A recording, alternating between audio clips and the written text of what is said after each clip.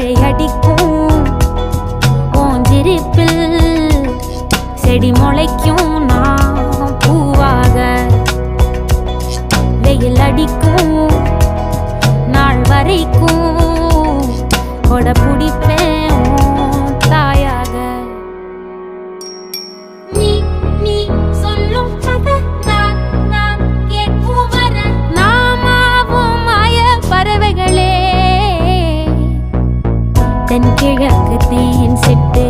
செம்பருத்தி பூ